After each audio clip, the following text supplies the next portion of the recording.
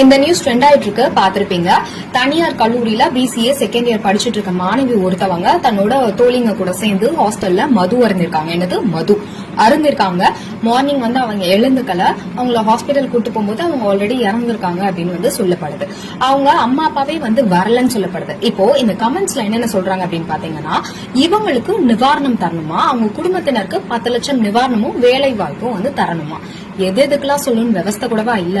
அதே மாதிரி அதிமுக இருந்ததுனாலதான் இப்படி, திமுக இருந்ததுனாலதான் இப்படி அப்படின்னு சொல்லி இதுக்கு பாலிடிக்ஸ் கொண்டு வராங்க. எந்த கட்சி வந்தாலும் சரி, இதுக்கு முன்னாடியே மதுன்ற ஒரு விஷயம் இருக்குல்ல, ஏன் ஒழிக்கல?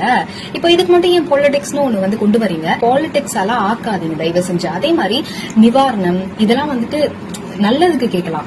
இந்த கள்ளச்சாராயம், இந்த மது குடிச்சிட்டு சாவுறது, இதுக்கெல்லாம் நிவாரணம் கேட்டா அடுத்து வர பீப்புள்ஸ்க்குலாம் நீங்க என்ன சொல்ல நினைக்கிறீங்க? அப்போ நீங்க இந்த மாதிரிலாம் பண்ணுங்கன்னு சொல்லி மோட்டிவேட் பண்றீங்களா?